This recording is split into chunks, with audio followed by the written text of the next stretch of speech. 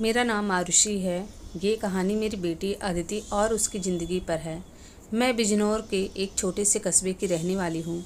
जब मैं विधवा हुई तो मेरे माँ बाप ने मेरी दूसरी शादी कर दी और एक ऐसे आदमी से कर दी जिसका एक बेटा भी था और मेरे पास एक बेटा और एक बेटी थी। मेरा बेटा और बेटी एक ही कमरे में सोते थे, मगर मेरी बेटी सुबह उठते ही बेड की चादर चेंज कर देती थी, फिर मुझसे छुप कर पुरानी चादर धोती और नहाने चली जाती। कई बार तो मेरी बेटी बेहोश हो जाया करती थी। वह दिन ब दिन कमज़ोर हो रही थी। एक दिन सुबह उठकर मैं बेटी के कमरे में चली गई, मगर सामने का माहौल देखकर मैं घबरा गई।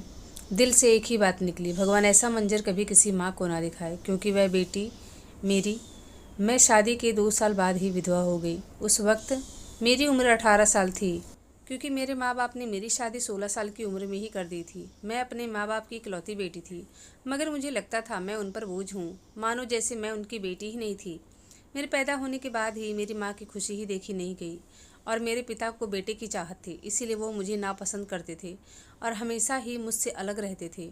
मुझे ख़ानदानी शक्तियों की वजह से वह दूसरी शादी नहीं कर सके और इसी वजह से वह मुझसे बहुत नफरत करते थे। हर वक्त मुझसे सख्ती से पेश आते थे, इसीलिए उन्होंने मेरी शादी भी जल्दी करवा दी थी। मेरा पति सरकारी स्कूल में टीचर था। हमारी 3 साल की बेटी थी, मगर एक दिन स्कूल से आते हुए रास्ते में उनका एक्सीडेंट हो गया और मौके पर ही उनकी मौत हो गई। वह भी मेरा साथ छोड़ गए। वह दिन मेरे लिए किसी कयामत से कम न था। मुझ पर परेशानियों का पहाड़ टूट पड़ा। कुछ दिन बीतने के बाद मेरे सास ससुर मेरे माँ बाप के घर छोड़ गए। शायद मैं उन पर भी बोझ थी। उनके ख्याल से मैं मनहूस औरत थी और मैंने ही उनके बेटे को मार दिया था। मैं चुपचाप अपने माँ बाप के घर आ गई। कुछ दिन के बाद उन्होंने मेरी दूसरी शादी कर दी, क्योंकि वो मेरा बोझ नहीं सह पा रहे थे। मैं अपनी बेटी को सीने से लगा कर रोती रहती थी। जिस आदमी से मेरी दूसरी शादी हुई थी, उसका अपना एक बेटा भी था और मेरे पास एक बेटी थी। हम दोनों के हालात एक जैसे थे, इसीलिए शायद हमारी शादी हो गई। उसका बेटा मेरी बेटी से 1 साल छोटा था। उसके बेटे का नाम अभिषेक था और मेरी बेटी का नाम अदिति था। हम लोग साथ ही रहने लगे थे और वक्त इसी तरह गुजरने लगे। देखते ही देखते अदिति 16 साल की हो गई थी और अभिषेक 15 साल का था। अभी के पिता का देहांत हो गया था, वह भी इस दुनिया से चले गए। मेरे दूसरे पति की भी तबीयत खराब रहती थी। तरह तरह की बीमारियों ने उन्हें घेरा हुआ था। उनके जाने के बाद घर से जैसे रौनक ही चला गया। हमारा अपना मकान था, इसीलिए किराए का टेंशन नहीं था। हमारी एक छोटी सी दुकान थी। एक दिन हम सब सो रहे थे, तभी अचानक बहुत ज़ोर से आवाज़ हुई। मेरा तो दिल बैठ गया। मैं घबरा गई और डर भी गई थी। मैंने देखा ये आवाज़ अभिषेक के कमरे से आ रही थी। मैं उसके कमरे में गई और ये देखकर हैरान हो गई थी। उसके कमरे की छत गिर गई थी। मैं बहुत डर गई थी। अगर उसे कुछ हो गया होता तो मैं क्या करती। मैंने भगवान का बहुत धन्यवाद किया। अभिषेक को कोई चोट नहीं आई। अगर उसे कुछ हो जाता तो मैं उसके स्वर्गवासी पिता को क्या जवाब देती। हमारे पास तो इतने पैसे भी नहीं थे कि हम दूसरी छत लदवा पाते। मैंने उसे वैसे ही छोड़ दिया। अपना बिस्तर रसोई में डाल लिया और दोनों बच्चे एक ही कमरे में सोते थे। मेरे पति के घर में 3 ही कमरे थे। एक में तो दुकान ही थी, एक में मेरी बेटी और बेटा और एक कमरे में मैं सोती थी। सुबह सुबह कुछ ऐसा हुआ कि मैं चकित रह गई। अभी तो उठकर नाश्ता करने बैठ गया और अदिति अभी तक सो रही थी, जबकि रोज़ वो जल्दी ही उठ जाती थी। मैंने उसे कई बार आवाज़ लगाई, लेकिन वह नहीं उठी। तो मैं कमरे में चली गई और देखा तो अदिति बेहोश हो गई थी। मैं बुरी तरह से घबरा गई। इसे क्या हो गया? मैंने फ़ौरन अभिषेक को कहा कि डॉक्टर को घर पर ले आए। कुछ ही देर में डॉक्टर घर पे आ गए और उन्होंने अदिति को चेक किया और कहा, अदिति को खून की कमी है। कोई भारी काम इसे मत करवाना, बस इसे आराम करने दो और इसके खाने पीने का भी ख्याल रखो। कुछ देर के बाद अदिति को होश आया तो मैं उसके पास गई। मैंने उसको पूछा कि क्या हो गया था, तो कहने लगी मैं बैठी थी तभी मुझे चक्कर आने लगे और मैं बैठे बैठे ही बेहोश हो गई। मैंने अपनी बेटी को कहा कि तुम आराम करो, मैं तुम्हारे लिए कुछ नाश्ता लेकर आती हूँ। लेकिन जब तक मैं नाश्ता लेकर अदिति के कमरे में आती, मैंने देखा अदिति वहाँ पे थी ही नहीं और बिस्तर पर चादर नहीं थी। मैंने बाहर जाकर देखा तो उसी चादर को अदिति धो रही थी। मैं उस पर चिल्लाई और कहने लगी, तुम यहाँ से उठ जाओ और अपने कमरे में जाओ, नाश्ता करो। तुम्हें डॉक्टर ने मना किया है ना, कोई काम नहीं करना है, सिर्फ आराम करना है। चादर इतनी भी गंदी नहीं थी कि तुम उसे धोने बैठ गई। मैंने कहा, मैं धो लूँगी, तुम रहने दो। अभिषेक काम पर चला गया था और अदिति नाश्ता करके सो गई थी। घर वाली दुकान में तो मैं खुद ही चला लेती थी। इसी तरह दिन गुजरते गए। एक दिन अभिषेक आया और उसने कहा कि मैं बाहर से खाकर आया हूँ। अदिति भी कमरे में सो रही थी और अभिषेक भी कमरे में चला गया सोने के लिए। मैंने भी रसोई में बिस्तर लगा लिया। मुझे अपने पति की बहुत याद आती, लेकिन वह मुझे छोड़कर चले गए थे। अब इन बच्चों को मुझे ही देखना था। मैंने अभिषेक को कभी नहीं बताया कि वह मेरा सौतेला बेटा है। अभिषेक मेरा बहुत ख्याल रखता था, मेरा सब कुछ कहना मानता था। मैंने उससे कहा कि वह आगे की पढ़ाई प्राइवेट कर ले, क्योंकि उसके पास अच्छी डिग्री होगी तो नौकरी भी अच्छी मिलेगी। अगले दिन फिर कुछ ऐसा हुआ कि मेरे होश उड़ गए और अदिति फिर से बेहोश हो गई और वह पीली पड़ गई थी। मैंने डॉक्टर को बुलाया। उन्होंने पूछा कि ऐसा क्या खिलाया था। मैंने कहा, दाल सब्जी रोटी। उन्होंने कहा कि अपनी बेटी का ख्याल रखो, वरना खतरा बढ़ सकता है और उसकी जान भी जा सकती है, क्योंकि कई घंटों तक बेहोश रहना ठीक नहीं है। मैंने अपनी बेटी से कह दिया, अगर कोई काम किया तो मुझसे बुरा कोई नहीं होगा, सिर्फ आराम करो। कुछ देर के बाद जब मैं उसे देखने गई तो वह फिर से वही काम कर रही थी। मैं दूर से ही सब कुछ देख रही थी। आखिर क्यों वह बेहोशी की हालत में भी अपने बिस्तर की चादर धोने लगती थी। यह सब तब से हो रहा था जब से मेरा बेटा उसके साथ सो रहा था। ये दोनों भाई बहन ही थे, भले ही सौतेले थे, लेकिन दोनों साथ में पले बढ़े हैं। भाई बहन जैसा ही प्यार था। फिर यह सब क्यों हो रहा था? मेरी दुकान भी अच्छी नहीं चल रही थी, लेकिन ये बात मैंने अपने बच्चों को नहीं बताई। एक दिन मैंने कुछ ऐसा सुना जो मुझे समझ नहीं आई। अभिषेक अदिति से कह रहा था, तुमने अभी से अपनी तबीयत ख़राब कर ली है तो आगे हम ये सब नहीं कर सकते।